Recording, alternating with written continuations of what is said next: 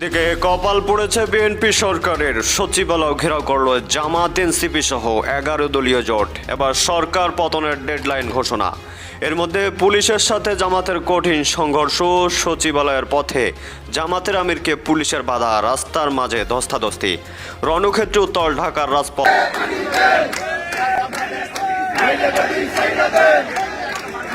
এই যে স্বরাষ্ট্রমন্ত্রী বড় বড় কথা বলে বেড়ায়, সংবিধান সংশোধনের কথা বলে বেড়ায়, অথচ আইন শৃঙ্খলার পরিবেশ ঠিক করতে পারে না।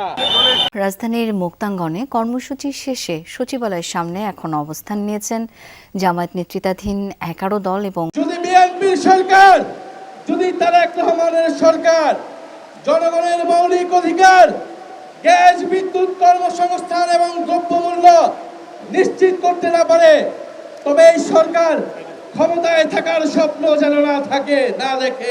তেল দিতে হবে, গ্যাস দিতে হবে, বিদ্যুৎ দিতে হবে, নাইলে গদি ছাড়তে হবে।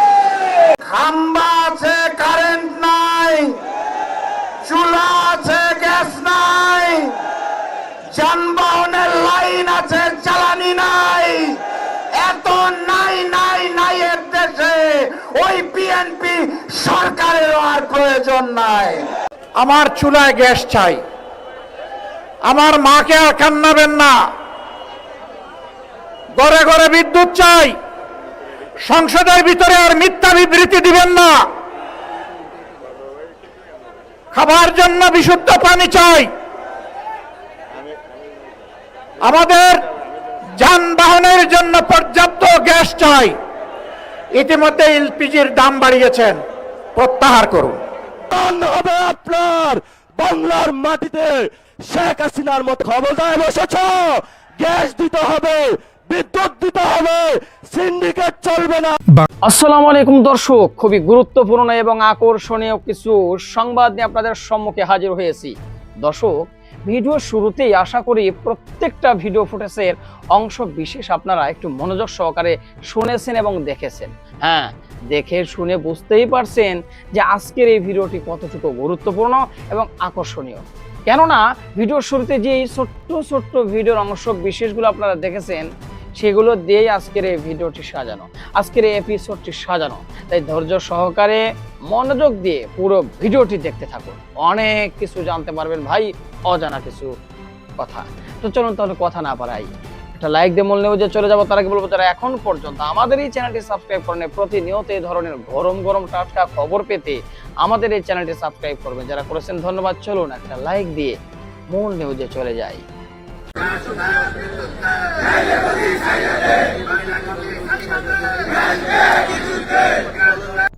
ক্ষমতার মসনদে বসে কেবল লাল ফিতে কাটার দিন শেষ। 180 দিনের যে কঠিন ডেডলাইন আর জবাবদিহিতার সমীকরণ বেঁধে দেওয়া হয়েছিল, তার প্রথম 6 মাসের কঠোর ও নির্দয় মূল্যায়নে এবার কেঁপে উঠেছে বাংলাদেশ সরকারের প্রশাসনিক ভিত্তি। সরকারের সর্বোচ্চ মহলে বেজে উঠেছে বিদায়ের সুর। চরম গোপনীয়তার চাদরে ঢাকা প্রধানমন্ত্রী তারেক রহমানের টেবিলে আজ জমা পড়েছে এমন এক লাল তালিকা, যা প্রকাশ্যে এলেই রাজপথ থেকে শুরু করে বঙ্গভবন ও সচিবালয় পর্যন্ত তৈরি হবে তীব্র ভূমিকম্পন। প্রথম 6 মাসের পারফরমেন্সের চুলচেরা বিশ্লেষণে চরম ব্যর্থতা, সীমাহীন অনিয়ম আর ব্যক্তিগত কেলেঙ্কারির দায়ে দলীয় শাসনের প্রথা ভেঙে চিরতরে পদ হারানোর চূড়ান্ত দ্বারপ্রান্তে দাঁড়িয়ে আছেন মন্ত্রিসভার পূর্ণমন্ত্রী এবং প্রভাবশালী প্রতিমন্ত্রীরা। একটি নির্বাচিত সরকারের প্রথম 6 মাসের মাথায় এসে নিজ দলেরই শীর্ষ তারকাদের বিরুদ্ধে এমন আপোষহীন, নির্দয় ও নজিরবিহীন প্রশাসনিক পদক্ষেপ বাংলাদেশের রাজনীতির ইতিহাসে আক্ষরিক অর্থেই এক অভাবনীয় ঘটনা। এই বিদায় ঘণ্টার সুর সবচেয়ে করুণভাবে ধ্বনিত হচ্ছে বিদ্যুৎ ও জ্বালানি মন্ত্রণালয়ের অলিন্দে। বিগত 2001 থেকে 2006 সালের বিএনপি শাসনামলে যে বিদ্যুৎ খাতের লোডশেডিং আর খাম্বা কেলেঙ্কারি নিয়ে গোটা দেশকে চরম লজ্জিত হতে হয়েছিল, 24 পরবর্তী নতুন বাংলাদেশেও সেই একই পুরনো ভূতের পুনরাবৃত্তি ঘটছে। গ্যাস ও বিদ্যুতের তীব্র আকাল, বর্ষাকালেও 3 থেকে 4 গুণ ভুতুরে বিলের তাণ্ডব এবং জনগণের চরম ভোগান্তি পুরো সরকারকে প্রতিদিন কাঠগড়ায় দাঁড় করিয়ে দিচ্ছে। যে মন্ত্রীর অদক্ষতার কারণে খালেদা জিয়া সেই সরকারের আমলেই তাকে বহিষ্কার করেছিলেন, এই 6 মাসে তার চরম ব্যর্থতা প্রধানমন্ত্রীর শাসনযন্ত্রকে জনমনে সবচেয়ে বেশি প্রশ্নবিদ্ধ করেছে। ফলে সরকারের ভাবমূর্তি বাঁচাতে এই মন্ত্রণালয়ের শীর্ষ নেতৃত্ব বদল এখন সময়ের ব্যাপার। পতনের এই রেড লিস্টে আরও আছেন শিক্ষা মন্ত্রণালয়ের পূর্ণমন্ত্রী ডক্টর আনাম এহসানুল হক মিলন। একটি দেশের ভবিষ্যৎ প্রজন্মের ভাগ্য যে খাতের উপর দাঁড়িয়ে সেই শিক্ষা মন্ত্রণালয়কে তিনি পরিণত করেছেন বিতর্ক আর প্রশাসনিক বিশৃঙ্খলার আঁতুড়ঘরে। দেশে যখন এক ভয়াবহ দুর্যোগময় পরিস্থিতি বিরাজ করছিল, যখন সাধারণ মানুষের জীবনের নিরাপত্তাই ছিল মুখ্য, ঠিক সেই মুহূর্তে জোরপূর্বক পরীক্ষা আয়োজনের একঘেয়ে এবং হঠকারী সিদ্ধান্তে অনড় ছিলেন মিলন। শুধু তাই নয়, পরবর্তী সময়ে গণমাধ্যমের সামনে একের পর এক দায়িত্বজ্ঞানহীন ও বিতর্কিত বক্তব্য দিয়ে তিনি পুরো সরকারকে চরম ব্যাকফুটে ঠেলে দেন। ফলে শিক্ষা খাতকে বাঁচানোর তাগিদে তার বিদায়পত্র এখন প্রধানমন্ত্রীর স্বাক্ষরের অপেক্ষায়। শিক্ষামন্ত্রীর পতনের পর তালিকায় যে নামটি সামনে আসছে তা আরও বেশি চাঞ্চল্যকর এবং বিস্ময়কর। তিনি আর কেউ নন, স্বাস্থ্যমন্ত্রী সর্দার সাখাওয়াত হোসেন বকুল। দায়িত্ব গ্রহণের পর থেকেই গোটা স্বাস্থ্য বিভাগকে তিনি ঠেলে দিয়েছেন এক লাগামহীন বিশৃঙ্খলার অতল গহ্বরে। স্মরণ করুন আদ্দিন হাসপাতালকে কেন্দ্র করে তৈরি হওয়া সেই তীব্র বিতর্কের কথা। একটি দায়িত্বশীল পদে বসে স্বাস্থ্যে তার অসংলগ্ন মন্তব্যের পর খোদ এই প্রতিষ্ঠানটির প্রকাশ্যে প্রতিবাদ জানায়, যা ছিল একটি নতুন সরকারের জন্য চরম অবমাননাকর। তিনি সে সময় মন্তব্য করেছিলেন আদ্দিন হাসপাতালের কর্তৃপক্ষ নাকি তার পেছনে কোটি কোটি টাকার ঘুষ নিয়ে দৌড়িয়েছে। যদিও শেষ পর্যন্ত তিনি বাধ্য হয়েছেন আদ্দিন হাসপাতাল নতুন করে চালু করার, কিন্তু তার অপসারণের ডেডলাইন চূড়ান্ত হয়ে যায় ঢাকা মেডিকেল কলেজের এক প্রকাশ্য দিবালোকে। দেশের প্রধানমন্ত্রীর উপস্থিতিতে অনুষ্ঠানে বক্তব্য দিতে উঠে মন্ত্রী যখন নিজের খেই হারিয়ে ফেলেন এবং স্বয়ং প্রধানমন্ত্রীকে মাইক হাতে নিয়ে প্রকাশ্যে বলতে হয় মূল বিষয়ে কথা বলুন, তখনই জনসম্মুখে উন্মোচিত হয়ে যায় তার প্রশাসনিক নিয়ন্ত্রণের দৈন্যদশা। আর কোনো প্রসঙ্গ নেই এখানে বলার, ওটা তো উচিত হয়নি বলা বোধহয়। প্রধানমন্ত্রীর সেই প্রকাশ্য তিরস্কার এবং ভর্ৎসনাই ছিল বকুলের বিদায়ের চূড়ান্ত সিলমোহর। তবে পূর্ণমন্ত্রীদের চেয়েও বড় নাটকীয়তা তৈরি হয়েছে প্রতিমন্ত্রী ফরহাদ হোসেন আজাদকে নিয়ে। পানিসম্পদ প্রতিমন্ত্রীর একটি অত্যন্ত আপত্তিকর ভিডিও সামাজিক যোগাযোগ মাধ্যমে ছড়িয়ে পড়লে পুরো রাষ্ট্রযন্ত্রে দেখা দেয় তীব্র তোলপাড়। নিজের চরিত্র ও নৈতিক স্খলন ঢাকতে প্রতিমন্ত্রী প্রকাশ্য সংবাদ সম্মেলনে দাবি করেছিলেন ভিডিওটি সম্পূর্ণ ভুয়া এবং এআই বা কৃত্রিম বুদ্ধিমত্তা দিয়ে তৈরি। কিন্তু প্রযুক্তির যুগে সত্যকে ধামাচাপা দিয়ে রাখা যায় না। স্বাধীন আন্তর্জাতিক ফ্যাক্ট চেকিং সংস্থাগুলোর সূক্ষ্ম ফরেনসিক বিশ্লেষণে অকাট্যভাবে প্রমাণিত হয়ে যায় যে ভিডিওটি কোনো এআই দিয়ে বানানো নয়, বরং এটি সম্পূর্ণ খাঁটি ও আসল। এই অকাট্য প্রমাণের পর এমন নীতিভ্রষ্ট ব্যক্তিকে আর এক মুহূর্ত লালবাতির গাড়িতে রাখার বিলাসিতা দেখাচ্ছে না তারেক রহমানের সরকার। এর বাইরে ছিটকে পড়তে যাচ্ছেন গণ অধিকার পরিষদের সভাপতি এবং প্রবাসী কল্যাণ প্রতিমন্ত্রী নুরুল হক নূর। মন্ত্রণালয়ে নানা অনিয়ম, দুর্নীতি এবং প্রবাসীদের ক্ষোভের কারণে তাকে এই মন্ত্রণালয় থেকে ঝেঁটিয়ে বিদায় করা হচ্ছে। তবে এই মহাযজ্ঞে কেবল বিদায়ের করুণ সুরই বাজছে না, বরং শূন্য হতে যাওয়া রাষ্ট্রীয় এই গুরুত্বপূর্ণ পদগুলোতে কারা আসছেন তা নিয়ে সচিবালয় থেকে রাজপথে চলছে চূড়ান্ত শিহরণ। শিক্ষা মন্ত্রণালয়ের মতো ধ্বংসপ্রায় বিভাগকে টেনে তুলতে নতুন অভিভাবক হিসেবে প্রায় চূড়ান্ত হয়ে গেছে প্রধানমন্ত্রীর কার্যালয়ের অত্যন্ত আস্থাভাজন মুখপাত্র এবং শিক্ষা মন্ত্রণালয়ের উপদেষ্টা মাহাদি আমিনের নাম। তার পরিচ্ছন্ন ভাবমূর্তি এবং পলিসি মেকিংয়ের দীর্ঘ অভিজ্ঞতা শিক্ষা খাতে নতুন শৃঙ্খলা ফেরাবে বলে আশা করছে শীর্ষমহল। অন্যদিকে স্বাস্থ্য খাতের ধস সামলাতে বর্তমান স্বাস্থ্য প্রতিমন্ত্রী ডাক্তার এম এ মোহিতকে পূর্ণমন্ত্রীর দায়িত্বে উন্নীত করার প্রক্রিয়া প্রায় শেষ। মাঠ পর্যায়ের স্বাস্থ্য ব্যবস্থা নিয়ে তার ক্লিন ইমেজ এবং কাজের অভিজ্ঞতা তাকে এই পদের যোগ্যতম দাবিদার বানিয়েছে। পাশাপাশি দীর্ঘদিনের ত্যাগী, পরীক্ষিত এবং রাজপথের পোর খাওয়া নেতাদের মূল্যায়ন করতে মন্ত্রিসভায় যুক্ত হচ্ছেন বিএনপির হেভিওয়েট নেতারা। এই তালিকায় উঠে এসেছে গয়েশ্বর চন্দ্র রায়, শেখ ফরিদ আহমেদ মানিক, এবিএম মোশাররফ হোসেন, আব্দুস সালাম আজাদ, এবিএম আশরাফুদ্দিন নিজারের নাম। এমনকি টেকনোক্র্যাট কোটায় দেশের জ্যেষ্ঠ বিশেষজ্ঞ এবং জোটের শরিকদের থেকেও রাজপথের নতুন রক্ত সঞ্চালন হতে যাচ্ছে এই নতুন ক্যাবিনেটে। তবে মন্ত্রিসভার এই রদবদলের চেয়েও বড় যে ঐতিহাসিক সিদ্ধান্তের দিকে পুরো দেশ আজ চোখ রেখে বসে আছে তা হলো রাষ্ট্রের সর্বোচ্চ আসন অর্থাৎ মহামান্য রাষ্ট্রপতির শূন্যপদ পূরণ। বাংলাদেশের রাজনীতির এই চরম স্পর্শকাতর মোড়ে বঙ্গভবনের আলিশান মসনদে কে বসছেন তার উপরও নির্ভর করবে মন্ত্রিসভার আরও কিছু পদের রদবদল। বর্তমানে দলের মহাসচিব মির্জা ফখরুল ইসলামকে নিয়ে সবচেয়ে বেশি গুঞ্জন থাকলেও রাজনীতি বিশ্লেষকরা বলছেন মির্জা ফখরুলকে প্রেসিডেন্ট বানানোর পথই স্রেফ তারেক রহমানের ইচ্ছা বা অনিচ্ছার উপর নির্ভর করে না। এর পেছনে লুকিয়ে আছে বিএনপির ভেতরের জটিল ক্ষমতার সমীকরণ ও প্রশাসনিক সমীকরণ। তারেক রহমান হয়তো রাজনৈতিকভাবে মির্জা ফখরুলকে বঙ্গভবনে দেখতে আন্তরিকভাবেই চাইবেন, কিন্তু এই সিদ্ধান্ত বাস্তবায়ন করতে গেলে খোদ দলের ভিতরই এক বড় ধরনের সুনামি বা ঝামেলা তৈরি হবে। প্রথম ও সবচেয়ে বড় সংকট তৈরি হবে দলের পরবর্তী মহাসচিব পদ নিয়ে। পদাধিকার ও জ্যেষ্ঠতার বলে বর্তমানে দলের সিনিয়র যুগ্ম মহাসচিব রুহুল কবির রিজভির এই পদে আসার কথা থাকলেও তাকে মনোনয়ন না দেওয়ায় সরাসরি মহাসচিব বানানো রাজনৈতিকভাবে বেশ কঠিন এক সিদ্ধান্ত, কারণ তিনি এমপি নন। এর উপর যুক্ত হবে বয়োজ্যেষ্ঠ বনাম তরুণ নেতৃত্ব এবং ম্যাডাম গ্রুপ ও ভাইয়া গ্রুপের অভ্যন্তরীণ টানাপোড়েন। পাশাপাশি স্থানীয় সরকার মন্ত্রণালয়ের দায়িত্ব কার হাতে যাবে সেই প্রশ্ন বড় হয়ে দাঁড়াবে, কারণ ঐতিহ্যগতভাবেই এই মন্ত্রণালয়টি মহাসচিব পদমর্যাদার নেতার কাছেই চলে যায়। মির্জা ফখরুল ইসলাম আলমগীর যদি সত্যিই প্রেসিডেন্টের পদে যেতে চাইতেন, তবে সরকারের শুরুতে মন্ত্রী না হয়ে গত 6 মাসে দলের জন্য এক শক্ত মহাসচিব প্যানেল তৈরি করতেন, আর তাহলেই তারেক রহমানের জন্য এই সিদ্ধান্ত নেওয়াটা অনেকটাই সহজ হতো। ফলে এই একটি পদের উপরেই নির্ভর করছে পুরো ক্যাবিনেট পুনর্গঠন এবং বিএনপির ভবিষ্যৎ দলীয় নেতৃত্বের আসল সমীকরণ। প্রিয় দর্শক, বিষয়টিকে আপনি কিভাবে দেখছেন? তারেক রহমান কি সত্যি তার মন্ত্রিসভা থেকে ব্যর্থ মন্ত্রীদের বাদ দেবেন, নাকি এটি স্রেফ একটি গুঞ্জন? জানান মন্তব্যের ঘরে। আর এই চ্যানেলে নতুন হলে অবশ্যই সাবস্ক্রাইব করুন এবং বেল আইকনটি বাজিয়ে রাখুন। নাসিরউদ্দিন পাটোয়ারির টার্গেট এবার তারেক রহমান। পতন হবে আপনার বাংলার মাটিতে। শেখ হাসিনার মতো ক্ষমতায় বসেছ, গ্যাস দিতে হবে, বিদ্যুৎ দিতে হবে, সিন্ডিকেট চলবে না। বাংলাদেশের রাজনীতিতে যখন একের পর এক ক্যাম্পাস ইস্যু, ছাত্র রাজনীতি এবং সংস্কার বিতর্ক নতুন করে উত্তাপ ছড়াচ্ছে, ঠিক তখনই জাতীয় নাগরিক পার্টির নেতা নাসিরউদ্দিন পাটোয়ারির এক বক্তব্য ঘিরে নতুন করে শুরু হয়েছে ব্যাপক আলোচনা। এই প্রধানমন্ত্রীর চেয়ার এটা আপনার না, এটা বাংলাদেশের জনগণের। ফলত আমাদের চেয়ার নিয়ে কেউ যদি ছিনিমিনি খেলে, আমরা তো সেই চেয়ারকে রক্ষা করতেই হবে আমাদের। আমি ছোট্ট একটা গল্প দিয়ে শেষ করব। তাজমহল একজনে প্রায় 100 বারের মতন বিক্রি করেছিল। তো সব খরিদ্দার আইসা খুঁজে যে আমি তাজমহল। তিনি শুধু সাম্প্রতিক ঘটনাগুলো নিয়েই কথা বলেননি, বরং সরাসরি প্রধানমন্ত্রী তারেক রহমানকে উদ্দেশ্য করে একাধিক কড়া মন্তব্য করেছেন।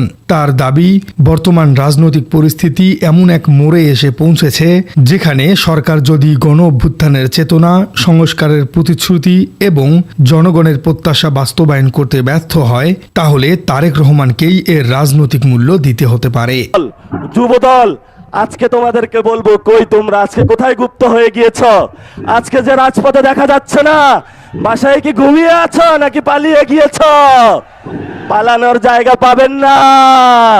তারেক রহমানের কোনো ছায়া আমরা সেদিন রাজপথে দেখি না। মানুষের পাটোয়ারির এই বক্তব্য ইতিমধ্যেই সামাজিক যোগাযোগ মাধ্যমে ব্যাপকভাবে ছড়িয়ে পড়েছে।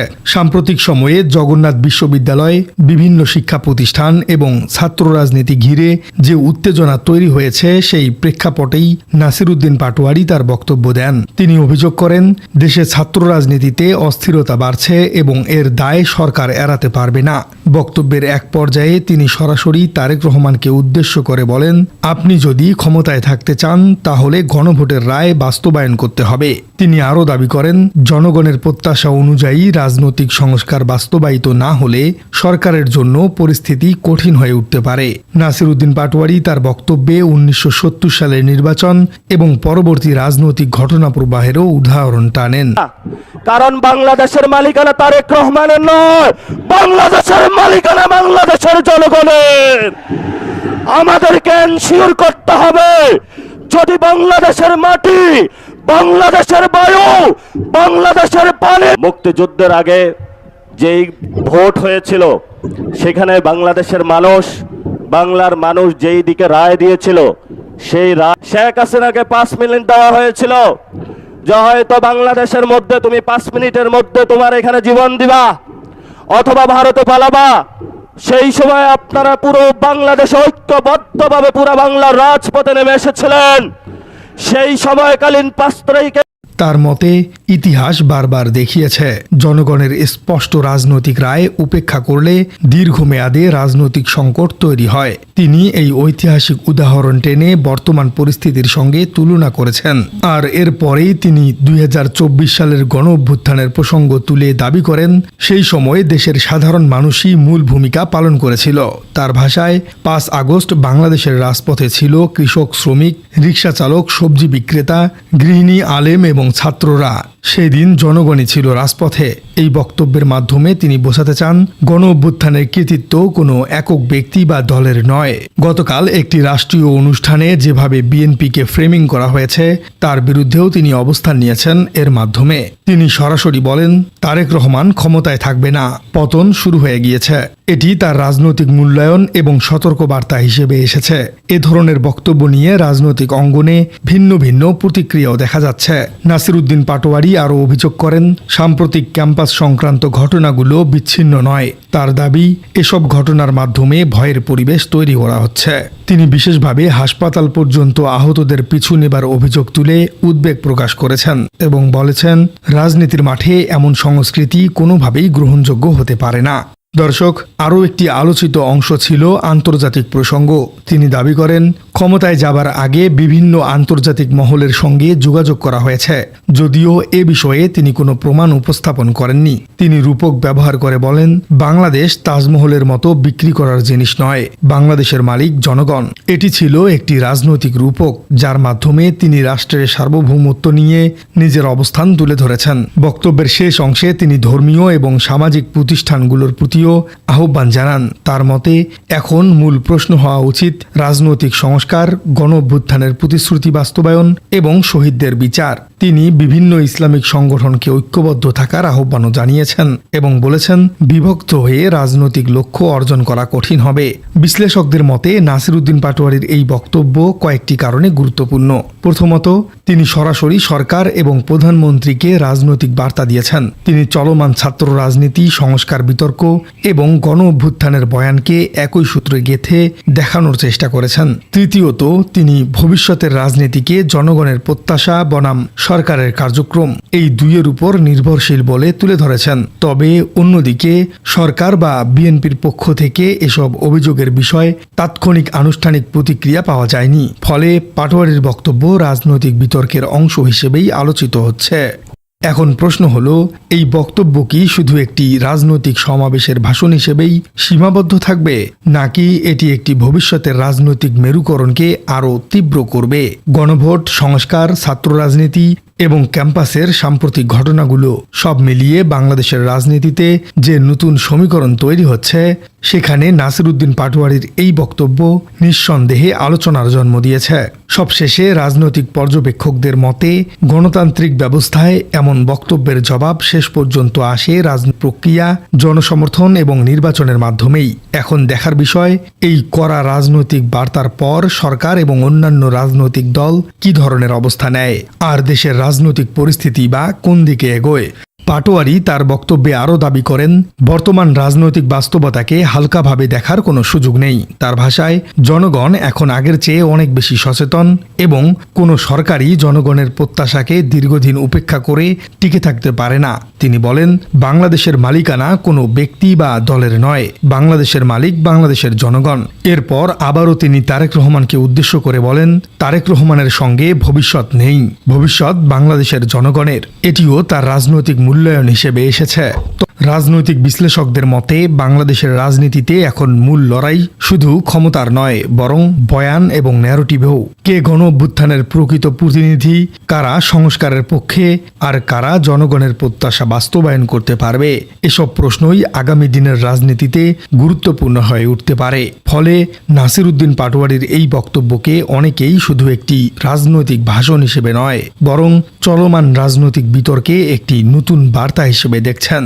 এখন দেখার বিষয়, এই বক্তব্যের পর রাজনৈতিক দলগুলো কিভাবে প্রতিক্রিয়া জানায়, কারণ গণতান্ত্রিক রাজনীতিতে শেষ কথা বলে জনগণই।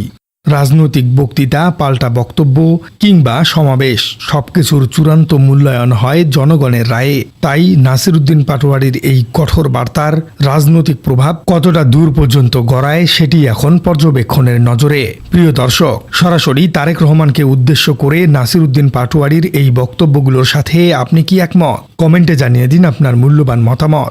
আর আমাদের চ্যানেলে নতুন হয়ে থাকলে চ্যানেলটি সাবস্ক্রাইব করে বেল আইকনটি বাজিয়ে দিন। দেখা হচ্ছে পরবর্তী কোনো ভিডিওতে।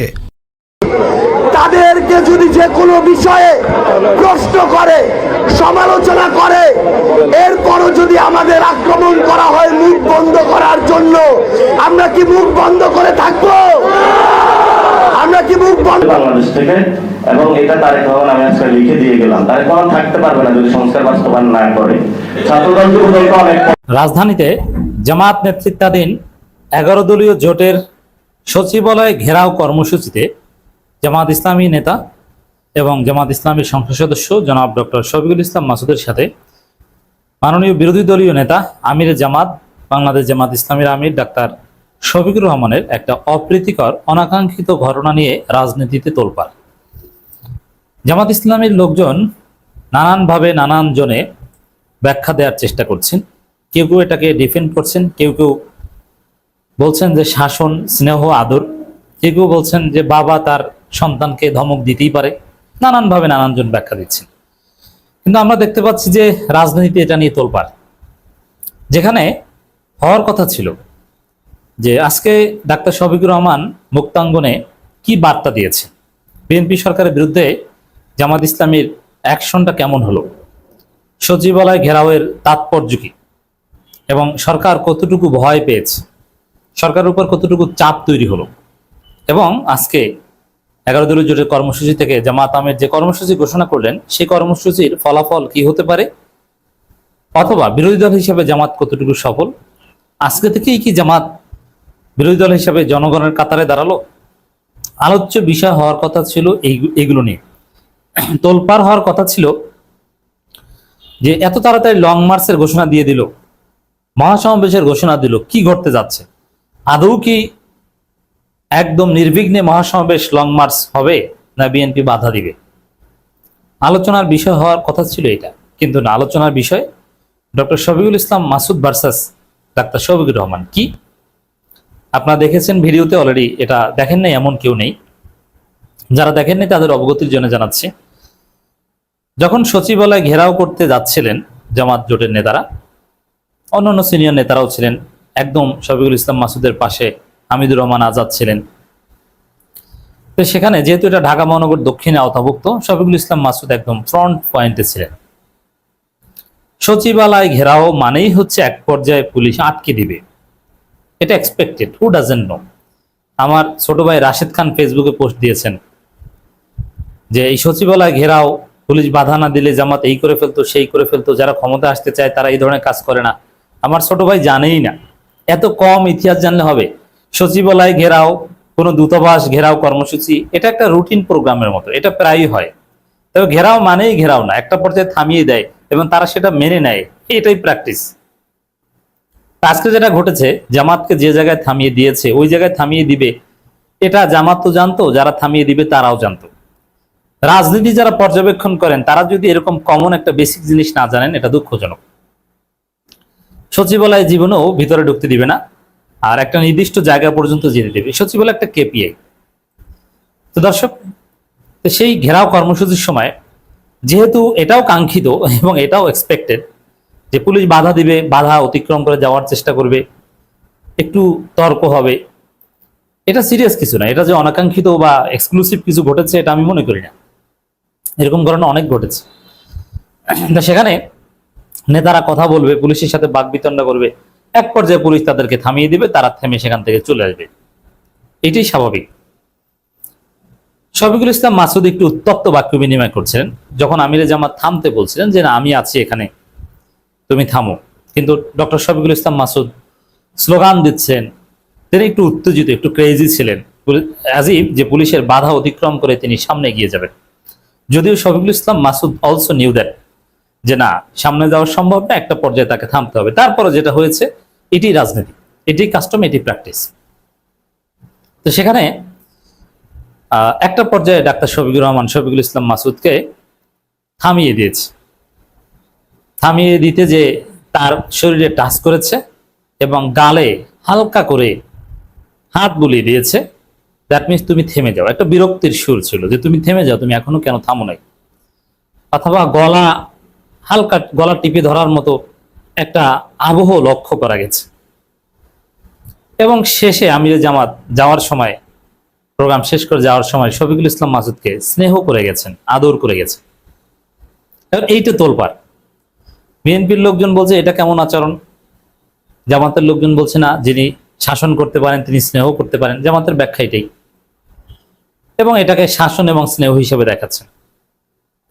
বিষয়টা কি দেখেন, আবেগ দিয়ে রাজনীতি চলে না। জামাতের লোকজনকে বলবো, যতদিন আপনি এই আবেগী জগতে থাকবেন, আবেগী জগৎটাকে অনেকে বলছেন যে বাবা তার সন্তানকে শাসন করতেই পারে না, সংগঠনকে আপনি, সংগঠনের আমির, সংগঠনের নেতাকে আপনি বাবা বানিয়ে ফেলছেন। এখানে বাবা মার কোনো সম্পর্ক না। You have to be political. একজন আপনার নেতা আর একজন আপনার অধস্তন নেতা, একটা পলিটিক্যাল হায়ারার্কির বিষয়, নট বাবা মার সম্পর্ক। বাবা মার সম্পর্ক, পারিবারিক সম্পর্ক কখনো কোনো সাংগঠনিক রাজনৈতিক সম্পর্ক না। জামাতের লোকজন অনেকেই এখনো এই অবাস্তব কল্পনা বিলাসের মধ্যে পড়ে আছেন, এবং এগুলো যারা করেন তারা এগুল উগুল সব হারান, তারা রাজনীতিতে সাইন করতে পারে না। রাজনীতিতে you have to be realistic. এই জন্য এখানে বাবা মার সম্পর্ক, বাবা সন্তান সম্পর্ক এরকম কিছু না। এখানে পলিটিক্যাল লিডারশিপের একটা হায়ারার্কির বিষয়, এখানে শৃঙ্খলাবোধের বিষয়, এখানে অ্যাকাউন্টেবিলিটির বিষয়। আপনি সংগঠনকে কিভাবে দেখবেন? ধমক দেয়া, এই বিষয়টাকে বুঝতে হবে। ধমক দেয়া, হোয়াট ইজ ধমক, হোয়াই ইজ ধমক, কে ধমক দিবে, কখন ধমক দিবে? এটা কি রাজনীতিতে চলে? না, এটা কোনো রাজনীতি না। এই ধরনের প্র্যাকটিসকে কিছুতেই অ্যালাউ করা যায় না। ডাক্তার শফিকুর রহমান কি ভুল করেছেন? ডাক্তার শফিকুর রহমান যে কাজটা করেছেন সেটা দৃষ্টিকটু। এটা কোনো ফৌজদারি অপরাধ না যে ওইভাবে সমালোচনা করতে হবে, তবে এটা দৃষ্টিকটু। ডক্টর শফিকুল ইসলাম মাসুদ একজন এমপি, তার দলের একজন নেতা, তাকে এভাবে বডি টাচ করে, আপত্তিকর ভাবে বডি টাচ করে তাকে শাসন করতে তিনি পারেন না। এবং এই কাজটা ঠিক হয়নি বলেই ডাক্তার শফিকুর রহমান শেষে একটু স্নেহ করে গেছেন।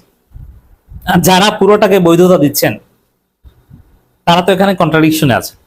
কারণ ডাক্তার শফিকুর রহমান স্বভাবসুলভভাবে এখানে শাসনের অধিকার যদি থাকতো তাহলে তিনি শেষে স্নেহ করে গেলেন কেন? এখানে শাসন টাসন এইসব বিষয় না। তাহলে রাজনৈতিক দলের হিসাব নিকাশটা কিভাবে হবে?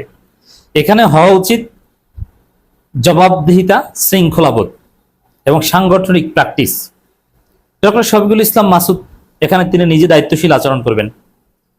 আর যদি এবং পলিটিক্যাল হায়ারার্কিতে যেখানে ডাক্তার শফিকুর রহমান আছেন সেখানে বিনয়ী চিত্তে তার অনুসরণ করবেন ডক্টর শফিকুল ইসলাম মাসুদ। কেউ ভুল করলে তার বিরুদ্ধে সাংগঠনিক ব্যবস্থা, সকোজ, সতর্ক করা। রাজনৈতিক সম্পর্ক হচ্ছে এগুলো, জবাবদিহিতা। এখানে বাবা মা আদর স্নেহের সম্পর্ক না। এই জায়গাটাই জামাতের লোকজন ভুল করছে। অতএব এই দৃষ্টিতে ডেফিনেটলি এটা আপত্তিকর এবং দৃষ্টিকটু। এখানে একটু চিন্তা করেন, কিছুদিন আগে মির্জা ফখরুল এরকম কিছু কাজ করেছেন, বিরক্ত হয়ে কাউকে ধাক্কা দিয়েছেন বাইতে দিয়ে। তখন জামাতের লোকজন বা আমাদের অবস্থানটা কি ছিল? আমরা মির্জা ফখরুলের কি কঠিন সমালোচনা করেছিলাম মনে আছে? তখন কি ব্যাখ্যা দিয়েছিলাম যে না, এটা পারেন না। রাজনৈতিক নেতা তার অধস্তর নেতা কখনো, বা তার কর্মী তার সন্তান না। সম্পর্কটা পলিটিক্যাল হায়ারার্কিগত বিষয়। অতএব তিনি শাসন করতে পারেন না, তিনি সাংগঠনিক ব্যবস্থা নিতে পারেন। এখানে শাসনের প্রশ্ন না। অনেকে বলছেন শাসন না, এখানে শাসনের প্রশ্ন না, এখানে পলিটিক্যাল রিলেশনশিপ। আপনি সাংগঠনিক ব্যবস্থা নেবেন তিনি নিয়ম লঙ্ঘন করলে।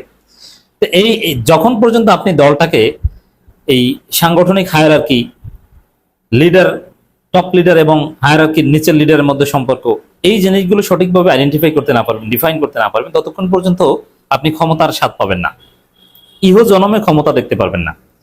আপনি সংগঠনকে বাবা ছেলের সম্পর্ক মনে করলে, শাসনের সম্পর্ক মনে করলে আপনি এগুলো সব হারাবেন।